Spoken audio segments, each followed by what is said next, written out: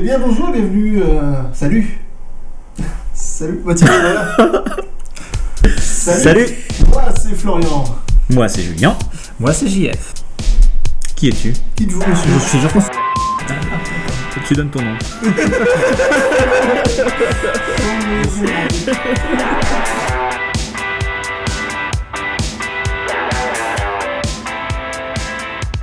Alors il est vrai que pour une première émission, nous venons de la radio.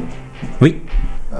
Et il est vrai que se lancer sur YouTube, ça a été assez compliqué, non pas dans la recherche, parce que ça a été à peu près correct, il n'y a pas eu de soucis, on n'a pas eu de problème majeur. Pas de problème. Le tournage était un peu éprouvant. Oui. La mise en application en particulier, en comparaison de la radio. Et qu'on ne connaissait rien sur le sujet avant. Oui, voilà. Tout à fait. On a appris beaucoup de choses, quand même, on a appris beaucoup de choses sur les bio, des choses vraiment intéressantes qu'on a voulu d'ailleurs vous partager durant cette première émission, donc, du 31 janvier. D'où par exemple les labels bio. Alors moi je connaissais effectivement le label AB. Je ne connaissais que celui-là d'ailleurs clairement.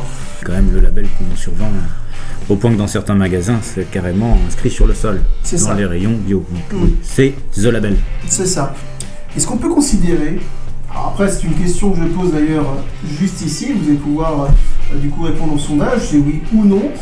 Est-ce que vous considérez que le bio c'est devenu du merchandising, donc vraiment une façon de vendre qui donne envie aux clients du coup d'acheter ce type de produit parce que c'est un sentiment de quelque chose de beau.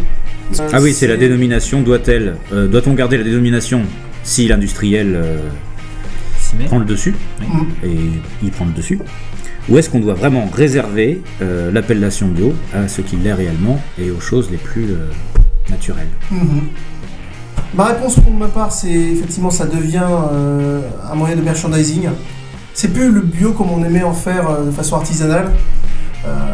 Moi je pense pareil, le vrai bio est extrêmement rare d'ailleurs, la personne préférée. Souvent c'est du bio de merchandising, bio totalement industriel à 100%, grande vente, grande pub, voilà. Tandis que c'est vrai qu'il existe encore quelques rares marchands qui font du bio qui est assez local, mais pour en trouver c'est très dur. Moi par exemple, c'est dans ma petite commune, j'ai beaucoup de difficultés à trouver. Ça doit conserver l'artisanal, on doit le plus possible acheter local, ça c'est vraiment... ça pourrait devenir mon cheval de bataille. Parce que sur les labels qui existent, ou du moins sur ce qu'on qualifie de bio et qui vient de l'étranger, il faut vraiment être hyper méfiant. Sur ce qui est français, même le label ça reste français.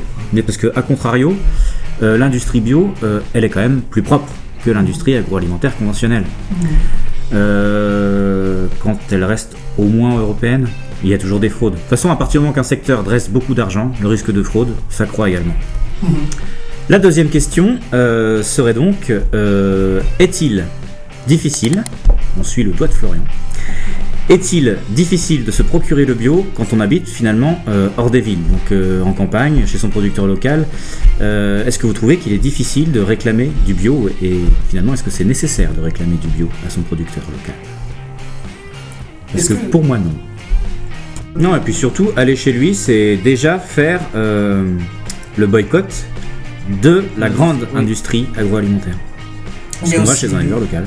Et c'est ça le plus important. Oui, c'est déjà un grand acte de soutien. Puisque effectivement on peut en parler. On ne comprend pas si c'est de la viande, du coup on passe pas par les grands abattoirs. Et si c'est des légumes ou autres, on peut contrôler ce qu'il fait. Voilà. Parce qu'il peut nous faire visiter son installation. Il y a aussi le fait, alors ça on en parle d'ailleurs très souvent durant l'année dernière, le prix effectivement le prix du lait, le prix du noix qu'on peut trouver chez les agriculteurs, entre le prix où effectivement on s'est vendu et les prix qu'on peut trouver dans les grandes surfaces. Avec l'ensemble des intermédiaires. Avec l'ensemble des intermédiaires, on a effectivement des cassures sociales sur ça, puisqu'on a... Très énorme. Très énorme, parce qu'ils peuvent... C'est beau ça, très énorme. Gigantesque ou gargantuesque. Phénoménal. Ce gars est toujours dans l'excès. Pas l'excès, là c'est vrai. S'il n'y avait pas le bio de créer, les gens n'iraient pas, je pense, voir le producteur pour, en tout cas peu de gens, iraient effectivement voir le producteur pour demander ce type de prestations, ce type de produits. Service de produits. C'est vrai que ces dernières années, ça s'est beaucoup accentué d'aller voir le producteur local. Après, c'est une tendance générale, je pense. différents abus, les différents scandales autour alimentaires, autour des lasagnes, enfin, on va pas tous les rappeler. Il y en a pas mal. Lasagne, le lait, tu l'as dit, etc. etc. Oui, c'est pas... Ça tourne beaucoup autour de la viande, mais pas que. Pas que. Et bien voilà, c'était la première de Sens Critique. Bonne journée ou bonne soirée, et puis à la prochaine, à dans 15 jours. Voilà. Ciao. Try to fake it as we all can do as we can.